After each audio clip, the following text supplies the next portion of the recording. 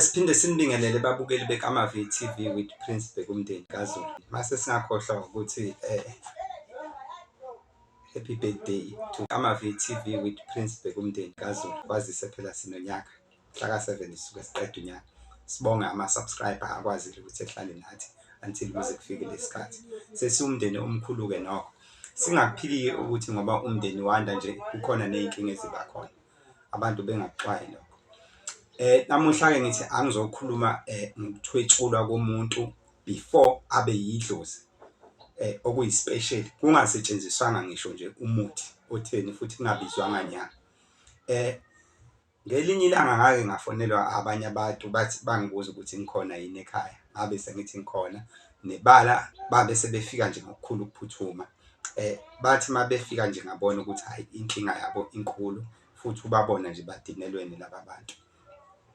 Babe sebengibuza ke ukuthi uma ngabe umuntu eshona uye efihlwe before afihlwe inkonzo yakhe yokugcina yenzelwa kuphi before adlulisele kweminye imizi yakhe.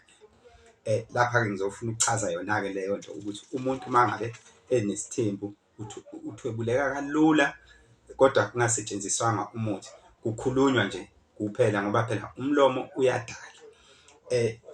Lento ke iqala kanje.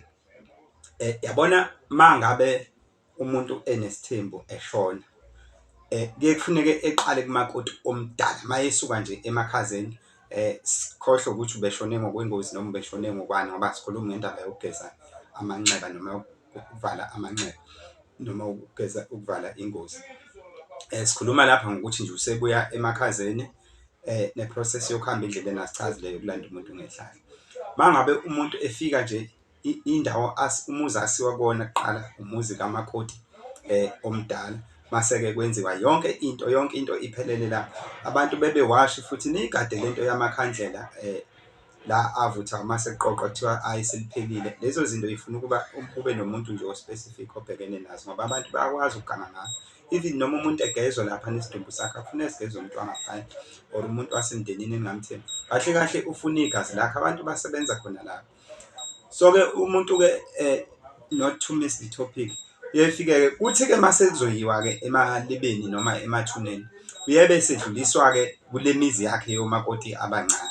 Ngifuna ukuveza lesa story salaba abantu ngeke ngibasho indawo yabo ukuvikela isithunzi sakhe. Shuthi ke uma ngabe ke umuntu efika mase kusuka umakoti omunye womakoti abancane ebahlakaniphele mase emthatha eqale ekhaya lakhe noma esazohamba la endlini okunenkonzo yakhe khona kumakoti omdala kodwa ngathi esuka emangcwabe emochari emakhazeni the first place mayengena lapha phela lapha endlini kalomakoti umakoti ongena khona usuke eseyenze yonke into ishengenze umuthi kodwa mayengena na angithi uyatshelwa umuntu ukuthi hayi kusekhaya lapha. Uthola ukuthi nomakoti usegayile nje lapha nawenze izinto angithi kugayela ukuthi kusiwe ngale kanti umakoti useyamthwebula engena nje usethwebulekile mase yasho ukuthi hayi nanti ke ikhaya baba besithi dlula khona nalapha ekhaya ngena lapha ekhaya echaze ngalendlela achaza yikho ukuthwetshulwa komuntu uke lapho ungasetshenziswe umuntu useyahlala esho nje futhi esho kancane ethi uhlale lapho ungayindawo ukho lapho usuzoya khona sesiyokususa lapha ngoba sesikusendaweni yakhe yokugcina. Useqedile njalo uqhubeke nefunction ethathwe ke siwe umakoti omdala ke kuthi ngakusasa ke mase ke kwenziwa le process yokuthi ehambe edluliswa ke imizi ngemizi.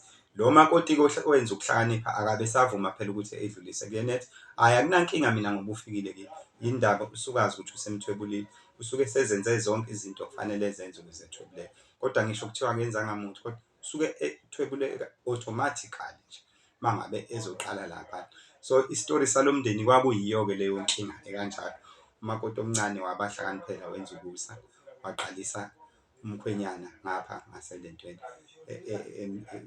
endlini encane engabuya lapha na endlini kamakoti omdala futhi azolala kuyona nakho sekwenziwa inkonzo.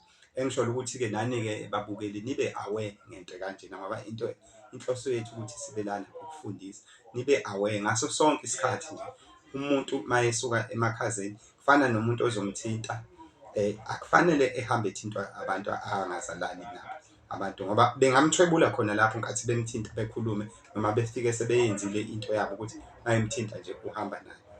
Siyabonga, ningakhohlwa-ke ukusubscribe, nishare, ni-like. Siphinde singakhohlwa ukubonga kubantu abasubscribile from the beginning of the channel until now. Siyacela nabanye besubscribe.